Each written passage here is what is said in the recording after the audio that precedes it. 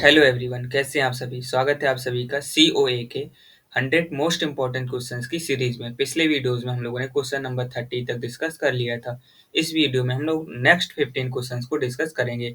I hope आप सभी लोगों ने पिछले वीडियोस देख लिए होंगे। जिन भी लोगों ने पिछले वीडियोस नहीं देखे हैं वो लोग भी वीडियोस को जरूर देख लेंगे। प्ले लिस्ट का लिंक आपको वीडियो के डिस्क्रिप्शन में मिल जाएगा। आइए आज के सेशन को हम लोग क्वेश्चन नंबर 31 से स्टार्ट करते हैं। क्या है क्वेश्चन नंबर 31, जो कि हमारा एक इम्पॉर्टेंट क्वेश्चन है, यूजीसी नेट में पूछा गया क्वेश्चन है। A program that is used by other routines to accomplish a particular task is called। यानी कि एक ऐसा प्रोग्राम जो अदर रूटीन्स को परफॉर्म करने के लिए यूज होता है उसको क्या बोलते हैं। Option 1 micro program, option 2 micro operation, option 3 routine, option 4 सब रूटीन। तो इसका करेक्ट आंसर क्या है? ऑप्शन 4 सब रूटीन। जब भी किसी दूसरी रूटीन को परफॉर्म करने के लिए हम प्रोग्राम यूज करते हैं तो उसको क्या बोलते हैं? सब रूटीन। तो इसका करेक्ट आंसर क्या हो गया? ऑप्शन 4। आइए आगे बढ़ते हो नेक्स्ट क्वेश्चन क्वेश्चन नंबर 32 को डिस्कस करते हैं। The correct sequence in fetch execute cycle is. तो जो हमारा देखिए, जब सीपीयू हमारा कोई भी इंस्ट्रक्शन को एग्जीक्यूट करता है तो एक इंस्ट्रक्शन कंप्लीटली एक ही साइकिल में एग्जीक्यूट नहीं होता। इसके लिए हमारे पास क्या होती है, इस इंस्ट्रक्शन को हम छोटे छोटे सब साइकिल्स में, छोटे छोटे सब पार्ट्स में डिवाइड करके इसको एग्जीक्यूट करते हैं, है ना। तो वो जैसे क्या क्या होते हैं, जैसे कि सबसे पहले हम इसको मेमोरी से फेच करते हैं तो हमारे पास एक इंस्ट्रक्शन साइकिल हो गई। फिर इसके बाद हम इसको डिकोड करते हैं, फिर इसके बाद एग्जीक्यूट करते हैं। इफेक्टिव एड्रेस कैलकुलेट करना है तो इफेक्टिव एड्रेस कैलकुलेट करते हैं, राइट बैक करना है तो राइट बैक करते हैं। तो इन सब कुछ स्टेप्स में हम लोग एक इंस्ट्रक्शन को एग्जीक्यूट करते हैं। तो ये जो अब हमको 3 स्टेप दिए गए हैं, कोई एक प्रोसेसर जो इन 3 स्टेप्स में एक इंस्ट्रक्शन को एग्जीक्यूट करता होगा, तो इनका करेक्ट सीक्वेंस क्या होगा ये हमको बताना है इस क्वेश्चन में। तो देखिए, सबसे पहले सीपीयू क्या करता है, कोई भी इंस्ट्रक्शन को मेमोरी से फेच करता है यानी रीड करता है। तो सबसे पहले क्या आ जाएगा? ऑप्शन बी आ जाएगा। फिर फेच करने के बाद वो क्या करता है, उस इंस्ट्रक्शन को डिकोड करता है। डिकोड क्यों करता है? क्योंकि जो भी इंस्ट्रक्शन होता है उसमें बहुत सारी इंफॉर्मेशन होती है, कि जैसे कि ऑप कोड क्या है, यानी कि कौन सा ऑपरेशन परफॉर्म करना है, ऑपरेंड क्या है, ऑपरेंड की वैल्यू क्या है, या ऑपरेंड कहाँ मिलेगा, उसका एड्रेस होगा, है ना। और ऑपरेंड एक से ज्यादा जगह से फेच कर सकते हैं, तो हमको ये भी बताना पड़ेगा हम कहाँ से फेच कर रहे हैं, मेमोरी से, रजिस्टर से। तो इसके लिए मोड्स का भी यूज करते हैं, एड्रेसिंग मोड्स का यूज करते हैं। तो एक इंस्ट्रक्शन में बहुत सारी इंफॉर्मेशन है, तो इसको सबसे पहले क्या करना है, डिकोड, फेच करने के बाद डिकोड करते हैं। फिर इसके बाद अदर हम लोग साइकिल को परफॉर्म करते हैं। तो यहाँ पे अदर क्या बची, एग्जीक्यूट ही बची, तो यहाँ पे सी आ जाएगा। तो देख लीजिए कौन सा हमारा करेक्ट करेक्ट आंसर बनेगा, बी ए सी ऑप्शन 4 हमारा यहाँ पे करेक्ट हो गया। आइए आगे बढ़ते हैं नेक्स्ट क्वेश्चन नंबर 33 को डिस्कस करते हैं। क्या है क्वेश्चन नंबर 33? कह रहा है कि in most general case the computer needs to process each instruction with the following sequence of steps. ठीक है, तो हमने हमने पहले ही बताया कि जो भी हमारा सीपीयू है वो क्या करता है, एक इंस्ट्रक्शन को एक ही बार में एग्जीक्यूट नहीं करता है, उसको कुछ स्टेप्स में, कुछ सीक्वेंस में एग्जीक्यूट करता है। तो कोई पर्टिकुलर सीपीयू में ये स्टेप्स ए से लेकर के ई तक फॉलो हो रही हैं, तो इनका करेक्ट सीक्वेंस क्या होगा ये हमको इस क्वेश्चन में बताना है। तो वही सबसे पहले हमारा क्या आएगा, सबसे पहले हम इंस्ट्रक्शन को फेच करेंगे। तो इंस्ट्रक्शन फेच हम कौन से ऑप्शन में कर रहे हैं, fetch the instruction from memory, option C. तो सबसे पहले क्या आएगा, सी आएगा। इंस्ट्रक्शन को फेच करने के बाद हम लोग डिकोड करते हैं। तो डिकोड वाला क्या है, डिकोड द इंस्ट्रक्शन, ई। अब जैसे ही इंस्ट्रक्शन डिकोड हो गया, तो अब डिकोड होने के बाद हमको भी पता चलेगा कि ऑपरेशन कौन सा परफॉर्म करना है और किस पर ऑपरेशन परफॉर्म करना है। तो ऑपरेंड को भी फेच करेंगे, लेकिन ऑपरेंड को कहाँ से मिलेगा, तो उसके लिए इफेक्टिव एड्रेस कैलकुलेट करते हैं। तो ऑप्शन ए हमारा आ जाएगा। अब इफेक्टिव एड्रेस मिल गया तो इस एड्रेस पे जाके हम क्या करेंगे, ऑपरेंड को फेच कर लेंगे। तो इसके बाद डी आ जाएगा, operand from fetch the operand from memory. अब इसके बाद क्या बचा, लास्ट बचा, तो हमारा क्या आ जाएगा, बी आ जाएगा। इसके बाद एग्जीक्यूट करेंगे। और भी साइकिल होती तो इसके बाद जैसे कि जो एग्जीक्यूट करने के बाद जो रिजल्ट आया उसको स्टोर कराना है तो वो एग्जीक्यूट होने के बाद में होती। तो हमारा करेक्ट सीक्वेंस क्या बना, CEADB। सी सी नहीं है, CEADB हमारा क्या होगा, करेक्ट आंसर हमारा ऑप्शन 3 हो गया। आइए आगे बढ़ते हैं और नेक्स्ट क्वेश्चन, क्वेश्चन नंबर 34 को डिस्कस करते हैं। क्या है क्वेश्चन नंबर 34?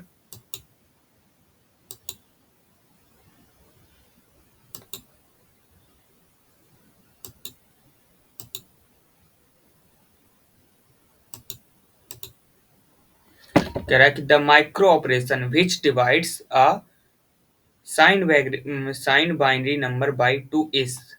ठीक है, जैसे कि हमारा कोई भी साइंड बाइनरी नंबर है, साइंड बाइनरी नंबर कि उसमें साइन भी होगा, जो एमएसबी बिट होगा वो साइन को रिप्रेजेंट करेगा, है ना। 0 होगा तो प्लस बाइनरी नंबर बताएगा और 1 होगा तो माइनस बाइनरी नंबर बताएगा। ये तो बेसिक बात है, आपको पता है। तो जब हम उसको 2 से डिवाइड करते हैं तो उसको कौन से माइक्रो ऑपरेशन की हेल्प से हम लोग कर सकते हैं? Option 1 circular shift, option 2 logical shift, option 3 arithmetic shift right, option 4 arithmetic shift left. तो इसका करेक्ट आंसर क्या है? ऑप्शन 3 अरिथमेटिक शिफ्ट राइट की हेल्प से हम लोग क्या कर सकते हैं, किसी भी साइंड बाइनरी नंबर को हम लोग 2 से डिवाइड करके यूज कर सकते हैं। लॉजिकल में क्या होता है, बेसिकली अनसाइंड नंबर के लिए लॉजिकल शिफ्ट का यूज करते हैं। और सर्कुलर शिफ्ट की बात करें तो जब हमको उसको राइट या लेफ्ट दोनों शिफ्ट करने की आवश्यकता है तो सर्कुलर शिफ्ट का यूज करते हैं। और लेफ्ट शिफ्ट तब यूज करते हैं जब हमको किसी भी नंबर को 2 से मल्टीप्लाई करना होता है, यानी कि बेसिकली उस नंबर को डबल करना होता है। तो इस क्वेश्चन का करेक्ट आंसर क्या हो गया? ऑप्शन 3 हमारा करेक्ट आंसर हो गया। आइए आगे बढ़ते हैं और नेक्स्ट क्वेश्चन, क्वेश्चन नंबर 35 को डिस्कस करते हैं। Space bits are used to represent any number in single precision floating point representation. ठीक है, यानी कि जो हमारा फ्लोटिंग पॉइंट रिप्रेजेंटेशन था, फ्लोटिंग पॉइंट रिप्रेजेंटेशन में क्या प्रॉब्लम थी कि हम इसमें जीरो को रिप्रेजेंट नहीं कर पा रहे थे और बहुत सारे नंबर्स थे जिनको हम लोग रिप्रेजेंट नहीं कर पा रहे थे। तो इसके लिए हम लोग फिर क्या करते हैं, हमारे पास एक IEEE संस्था है, इंस्टीट्यूट है, जिसने क्या किया, IEEE ने स्टैंडर्ड वर्जन क्या किया, इंट्रोड्यूस किया, किसका, फ्लोटिंग पॉइंट रिप्रेजेंटेशन का। तो उसको क्या बोलते हैं, सिंगल प्रिसीजन, डबल प्रिसीजन या हाफ प्रिसीजन। तो उसमें हमको बताना है कि सिंगल प्रिसीजन में कितने बिट्स का नंबर यूज होता है। तो इसका करेक्ट आंसर क्या है? Option B 32। देखिए हाफ प्रिसीजन में 16 बिट यूज होते हैं किसी भी नंबर को रिप्रेजेंट करने के लिए, सिंगल प्रिसीजन में 32 बिट यूज होते हैं और डबल प्रिसीजन में 64 बिट यूज होते हैं। इसके बाद भी होता है लेकिन हमारे कॉम्पिटेटिव एग्जाम में सिर्फ सिंगल प्रिसीजन और डबल प्रिसीजन ही पूछा जाता है। और सिंगल प्रिसीजन के हम लोगों ने पिछले बार लेक्चर में भी क्वेश्चन देखे थे, 16 बिट का रजिस्टर। तो ये ज्यादातर पूछा जाता है जब हम लोग स्टैंडर्ड वर्जन नहीं यूज करते हैं तब। आइए आगे बढ़ते हैं और नेक्स्ट क्वेश्चन, क्वेश्चन नंबर 36 को डिस्कस करते हैं।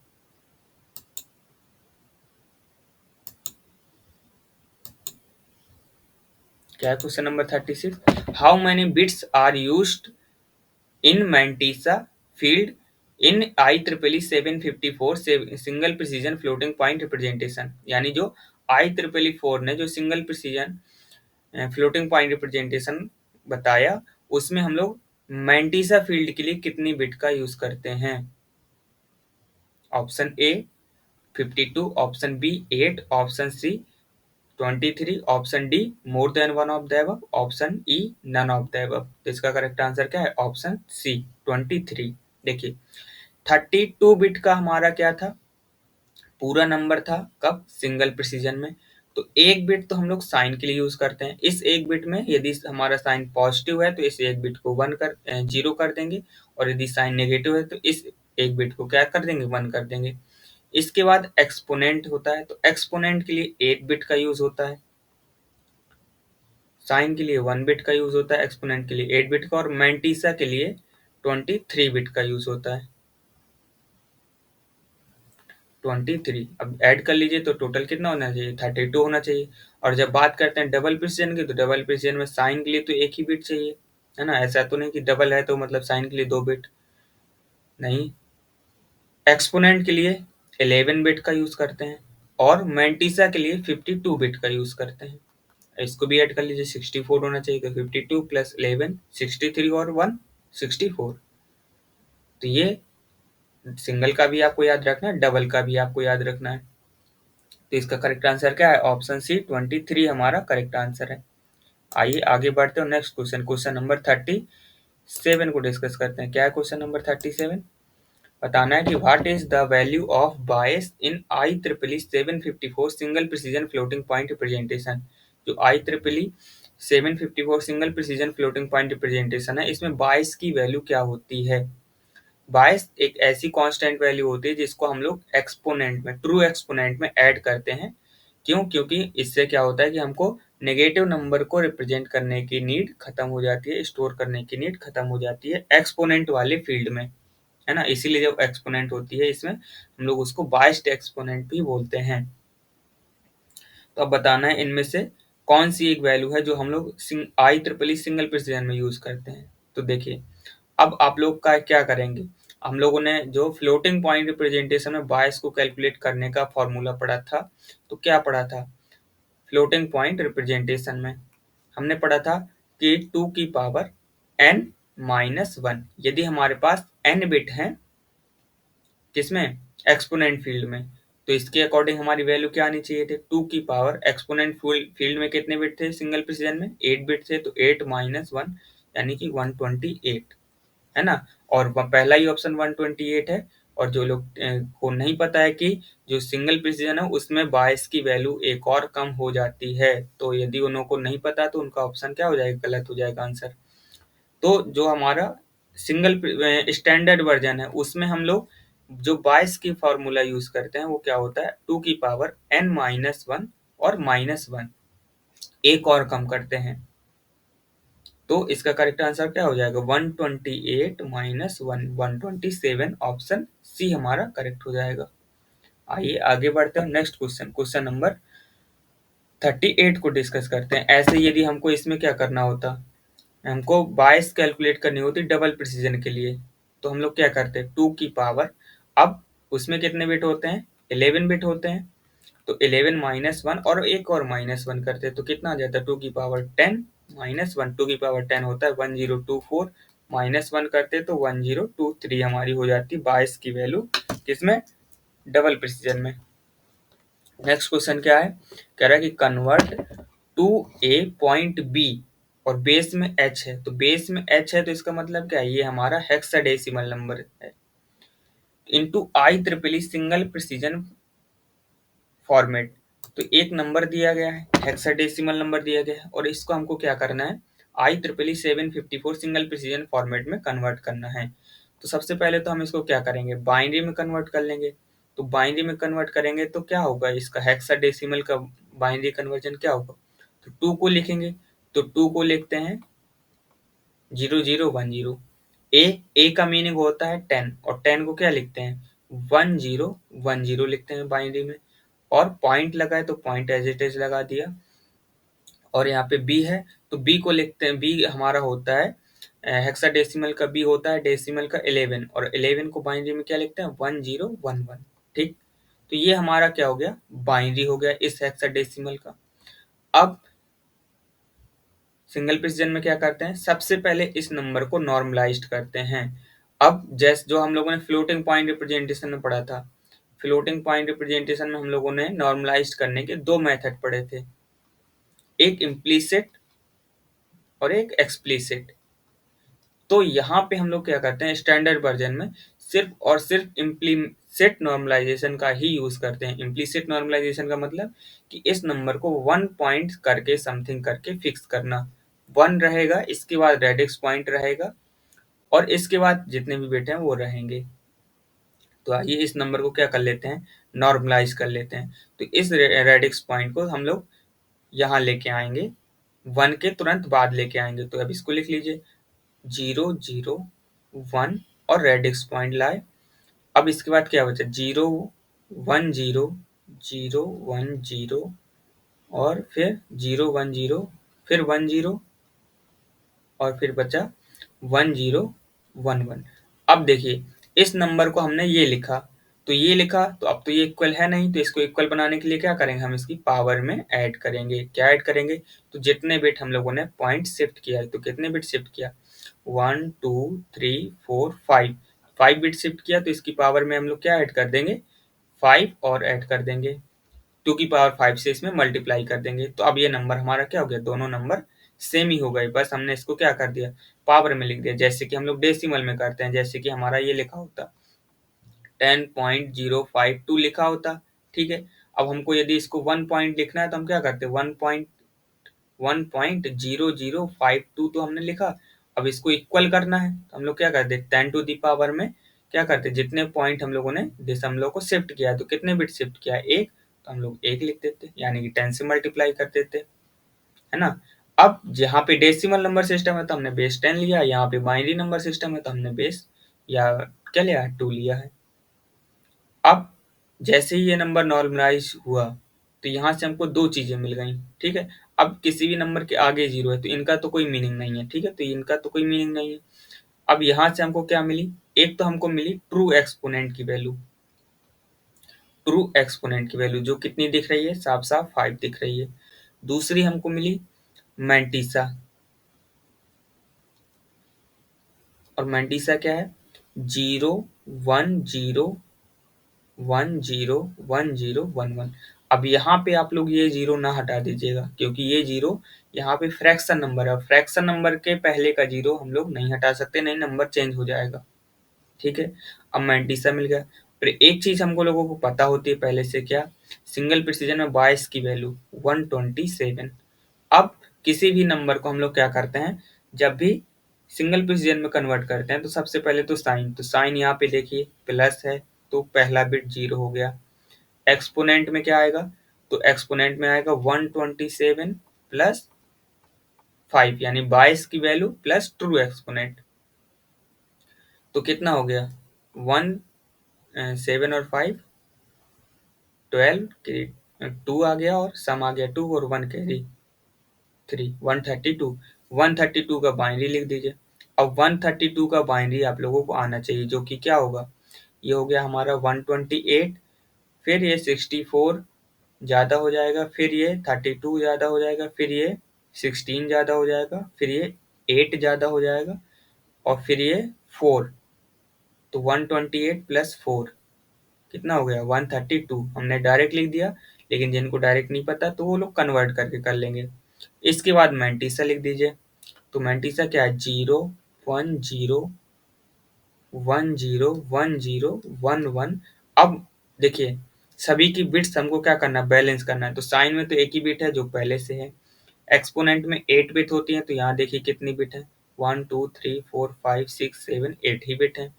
अब मैंटीसा में कितनी बिट होती है, 23, तो यहाँ पे कितनी है, 1 2 3 4 5 6 7 8 9 बिट है, 9 बिट है, और टोटल 23 होती हैं, तो बाकी जितनी भी बिट्स बची उनको हम लोग क्या कर देंगे, 0 0।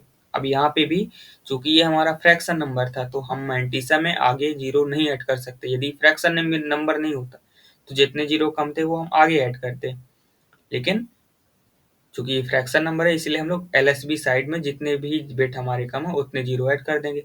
अब मैच कर लीजिए नंबर कौन सा मैच कर रहा है, यहाँ पे तो पहला बिट ही हमारा क्या नहीं है, 1 है, तो गलत हो गया ऑप्शन ए। सी में भी हमारा गलत हो गया, ऑप्शन बी मैच करिए, 0 मैच हो गया, फिर 1 और इसके बाद 4 0, ठीक है, फिर 1 0 0, यहाँ तक सही है, फिर इसके बाद 0 1 0, 0 1 0 सही है, फिर इसके बाद 1 0 1, 1 0 1 सही है, फिर इसके बाद 0 1 1, 0 1 1 सही है, और इसके बाद सभी बिट्स जीरो। तो काउंट बस कर लीजिए 23 है, तो ये हमारा ऑप्शन क्या हो जाएगा, ऑप्शन बी हमारा करेक्ट हो जाएगा। आइए आगे बढ़ते हो, नेक्स्ट क्वेश्चन। यहाँ पे सी लिखा है लेकिन ऑप्शन हमारा बी करेक्ट है, ठीक है।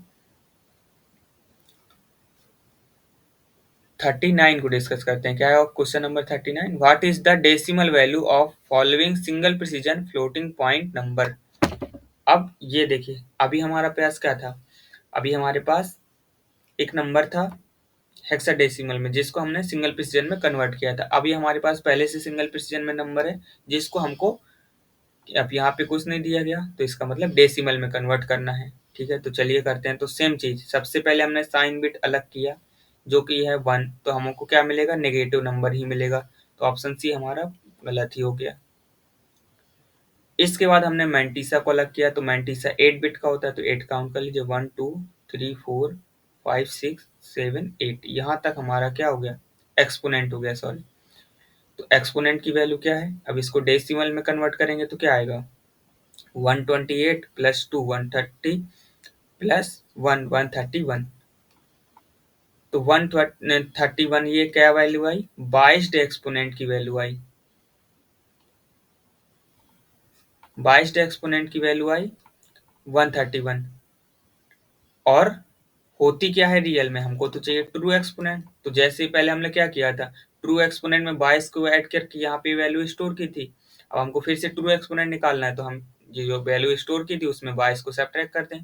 तो 131 माइनस क्या कर दें, 127 जो हमारी 22 होती है। तो ट्रू एक्सपोनेंट की वैल्यू क्या आ गई, 4। अब हमारा बचा क्या, मैंटीसा।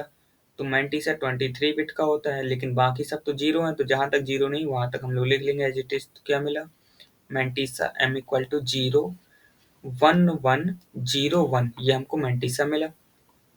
ठीक, अब जब हमको ट्रू एक्सपोनेंट मिल गया, मैंटीसा मिल गया और साइन मिल गया, तो हमारा नंबर क्या हो जाएगा। वैसे तो फॉर्मूला यदि देखें तो इम्प्लिसिट नॉर्मलाइजेशन होता है, और इसका फॉर्मूला क्या बनता है, -1 की पावर साइन बिट हमारी क्या है, ठीक है, 0 होगी तो 0 लिख देंगे, और 1 होगा तो नेगेटिव 1 होगा तो 1 लिख देंगे, into 1 m, m means mantissa, into 2 to the power true exponent. और ट्रू एक्सपोनेंट कैसे निकालते हैं, एक्सपोनेंट या बाइस्ड एक्सपोनेंट माइनस 22।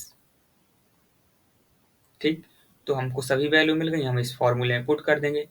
तो देखिए -1 है की पावर करेंगे 1, तो माइनस ही आ जाएगा, इंटू 1 कितना है, 0 1 1 0 1, इंटू 2 की पावर, ट्रू एक्सपोनेंट हमने डायरेक्टली ही निकाल लिया 4, तो यहाँ पे 4 आ गया। अब इसको सॉल्व कर लीजिए, तो ये तो हो गया माइनस। अब 2 की पावर 4 है, तो 4 पॉइंट हम लोग क्या कर सकते हैं, रेडिक्स पॉइंट को शिफ्ट कर सकते हैं। तो 4 पॉइंट शिफ्ट करेंगे तो क्या आ जाएगा, 1 2 3 4 यहाँ पे आ जाएगा। तो 0 1 1 0.1 ये नंबर आ गया।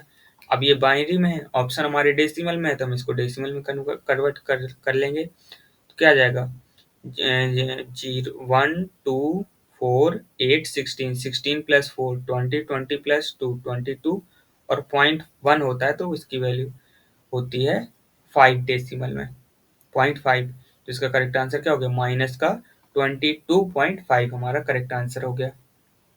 आइए आगे बढ़ते हैं, नेक्स्ट क्वेश्चन, क्वेश्चन नंबर 40 को डिस्कस करते हैं। क्या है question number 40, What is the decimal value of the following single precision floating point numbers?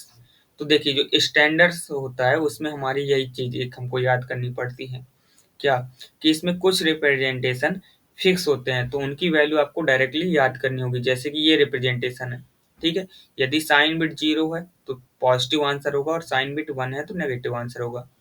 अब यहाँ पे देखिए एक्सपोनेंट हम लोग काउंट करेंगे 1 2 3 4 5 6 7 8, जब एक्सपोनेंट वाले ऑल 1 हो और मैंटीसा ऑल 0 हो, ठीक है, यानी कि ऑल 0 यानी कि मैंटीसा 0, और ये ऑल 1 एक्सपोनेंट ऑल 1 यानी कि मैक्सिमम वैल्यू, तो ये जो नंबर होता है ये प्लस इन्फिनिटी को रिप्रेजेंट करेगा। यदि यहाँ पे 1 होता तो माइनस इन्फिनिटी को रिप्रेजेंट करता। तो ये वैल्यू आपको याद रखनी पड़ेगी। जैसे कि यहाँ ऑल 1 ना होकर के ऑल 0 होता, तो फिर ये नंबर हमारा 0 को रिप्रेजेंट करता, और प्लस 0 को, यदि यहाँ 1 कर देते तो ये -0 को रिप्रेजेंट करता। ठीक है, अब ये वैल्यू याद कैसे करेंगे, देखिए यहाँ पे हमने ये टेबल मेंशन कर दिया, इसका स्क्रीनशॉट ले लीजिए, और स्क्रीनशॉट लेने के बाद इसमें इसको याद कर लीजिए आराम से। ठीक है, आई होप आप सभी लोगों ने स्क्रीनशॉट ले लिया होगा। आइए आगे बढ़ते हैं नेक्स्ट क्वेश्चन, जैसे कि देखिए ध्यान से देखिए ये क्वेश्चन को, what is the decimal value of the following single precision floating point numbers. अब टेबल से मैच करके आप लोग इसका आंसर देख के बताइए क्या होगा। यहाँ पे देखिए एक्सपोनेंट, सबसे पहले हमने साइन बिट देखा तो प्लस का आएगा, फिर हम क्या करेंगे एक्सपोनेंट काउंट करेंगे, तो 1 2 3 4 5 6 7 8 8 बिट हम लोगों ने एक्सपोनेंट काउंट कर ली। अब एक्सपोनेंट हमारी ऑल वन है, लेकिन मैंटीसा ऑल जीरो नहीं है, यानी mantissa is not equal to zero. तो इसकी वैल्यू क्या होगी? अब मैंटीसा जीरो होता तो ये इनफाइनाइट रिप्रेजेंट करता, लेकिन मैंटीसा जीरो नहीं है तो इसका मतलब ये वैल्यू इनफाइनाइट से बड़ी है। लेकिन रियल लाइफ में क्या होता है, डेसिमल नंबर सिस्टम में क्या होता है, इनफाइनाइट ही हमारी सबसे बड़ी वैल्यू होती है, प्लस इनफाइनाइट। तो यहाँ पे तो ये स्टेटमेंट रॉन्ग हो रहा है, तो इसलिए इस नंबर को हम लोग क्या नहीं करते, कंसिडर नहीं करते, इसको बोलते हैं नॉट अ नंबर, शॉर्ट में NaN। तो हमारे यहाँ पे क्या करेक्ट करेक्ट आंसर हो जाएगा, ऑप्शन सी हमारा करेक्ट आंसर हो जाएगा। आइए आगे बढ़ते हैं नेक्स्ट क्वेश्चन, क्वेश्चन नंबर 42 को डिस्कस करते हैं। क्या है question number 42? With while CPU running a program, it was observed that 80% of the processor reads requests result in cache hit. What is the miss ratio? ठीक है, देखिए CPU कोई एक प्रोग्राम रन कर रहा है, ठीक है। अब उस प्रोग्राम में यदि उसको 100% या 100 टाइम्स उसको क्या करना था, मेमोरी एक्सेस करनी थी, तो उस 100 टाइम्स में जो हम लोगों ने कैश मेमोरी लगाई है अपने कंप्यूटर सिस्टम में, तो 80 टाइम्स तो उसको 100 में से क्या मिल गया, कैश में ही डेटा मिल गया, ठीक है। और बाकी का बचा 20 टाइम्स, उसको डेटा मिला कहाँ पे, मेन मेमोरी पे। तो 80 टाइम्स डेटा मिला कहाँ पे, कैश मेमोरी में, यानी कि हिट हुआ। तो हिट रेशियो कैसे निकालते हैं, हिट रेशियो का फॉर्मूला होता है कितने परसेंट डेटा हमको यहाँ से मिला, तो 80 और बटे में टोटल, यानी कि हिट प्लस मिस दोनों। तो 80 प्लस मिस 20, तो हिट रेशियो कितना आ गया, 80 डिवाइड बाई 100, तो 0.8, ठीक है। तो हिट रेशियो 0.8 आ गया, ठीक है। अब दो ऑप्शन है हमारे पास मिस रेशियो निकालने के, या तो हम लोग यहीं से निकाल लें मिस रेशियो, या कितनी बार मिस हुआ इसके बाद number of miss divided by number of hits plus number of miss, ये वाला फॉर्मूला लगा के तो 0.2 आ जाएगा। या हम लोग जानते हैं रेशियो का सम, दो किन्हीं भी दो नंबर का रेशियो निकालेंगे तो उनका सम हमेशा क्या आएगा, 1 आएगा। तो एक हमने निकाल लिया 0.8 आया, क्या आया, हिट रेशियो। तो दूसरा मिस रेशियो क्या आएगा, 1 से माइनस कर दीजिए, तो 0.8, तो क्या आ जाएगा 0.2, दो ऑप्शन है। तो hit ratio plus miss ratio equal to 1 होता है, ये याद रखना है। और यदि हिट रेशियो फॉर्मूले से निकालना है तो number of hit divided by number of hit plus number of miss. तो यहाँ पे क्या ऑप्शन करेक्ट हो जाएगा, हमारा ऑप्शन ए हमारा करेक्ट हो जाएगा। हमको मिस रेशियो बताना था, 0.2 हमारा ऑप्शन ए करेक्ट हो गया। आइए आगे बढ़ते हैं नेक्स्ट क्वेश्चन, क्वेश्चन नंबर 43 को डिस्कस करते हैं। The average time required to search a storage location in memory and obtain its content is called। ठीक है, तो मेमोरी से हमको जो कोई भी कंटेंट एक्सेस करना है तो उसके एवरेज टाइम को हम लोग क्या बोलते हैं। तो इसका आप लोग को यदि पूरा पता होगा आपको, तो इसका आपको बता देंगे, आंसर आपको तुरंत मिल जाएगा। क्या हम लोग देखिए, जब हम लोग बोलते हैं तो हम लोग क्या बोलते हैं, एवरेज मेमोरी एक्सेस टाइम पूरा बोलते हैं, एवरेज मेमोरी एक्सेस टाइम। तो नाम में ही मिल गया, तो एवरेज टाइम को क्या बोलेंगे, एक्सेस टाइम। ऑप्शन 1 हमारा यहाँ पे क्या हो जाएगा, करेक्ट हो जाएगा। आइए आगे बढ़ते हैं नेक्स्ट क्वेश्चन, क्वेश्चन नंबर 44 को डिस्कस करते हैं। क्या है question number 41? While CPU running a program, it was observed that 80% of the processor reads requests in result in cache hit. ठीक है, जब एक प्रोग्राम रन हो रहा है तो कह रहा है कि 80% क्या होता है, रीड रिक्वेस्ट जो है कैश मेमोरी में ही फुलफिल हो जाती हैं। यानी कि यहाँ से हिट रेशियो निकालेंगे, एच की वैल्यू तो क्या आ जाएगी, 0.8 आ जाएगी। And a read request takes 500 nanosecond on a cache miss. तो जब कैश मिस होता है, कैश मिस होता है तो टाइम कितना लगता है, टाइम 500 नैनो सेकेंड लगता है, यानी कि मेन मेमोरी से डेटा एक्सेस करने में। और जब कैश हिट होता है तो हिट होने में टाइम लगता है, यानी कि हिट होने का टाइम यानी हिट लेटेंसी 10 नैनोसेकंड।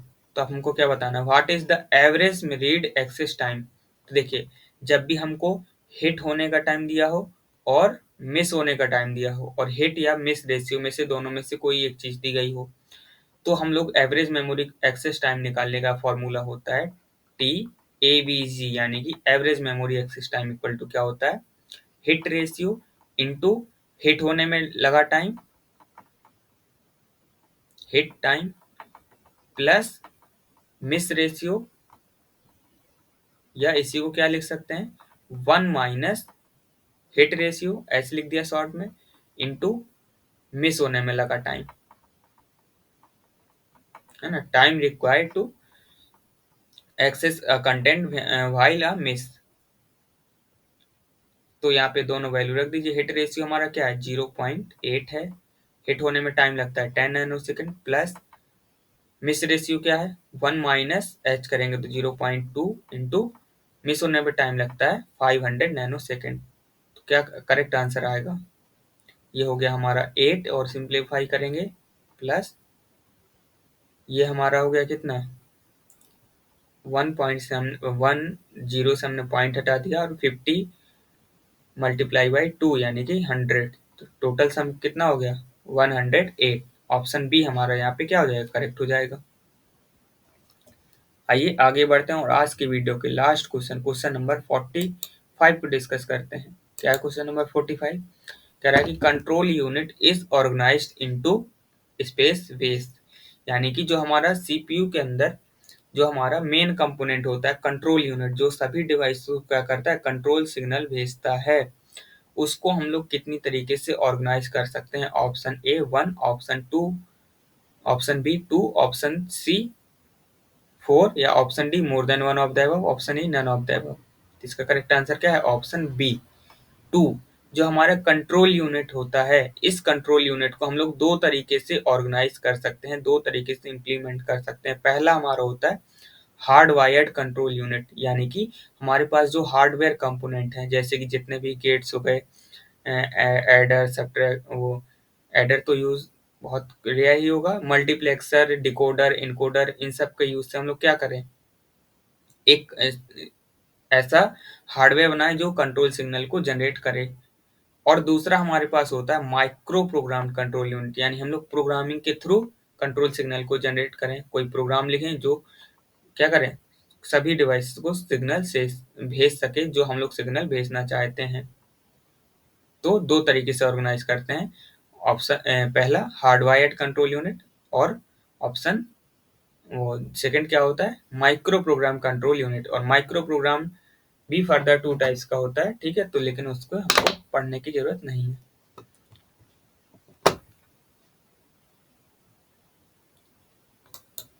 देखिए, वीडियो को हेल्पफुल रहा हो तो आप सभी लोग वीडियो को शेयर कर देंगे, और वीडियो को लास्ट तक देखने के लिए आप सभी लोगों को बहुत बहुत धन्यवाद। मिलते हैं हम लोग नेक्स्ट वीडियो में।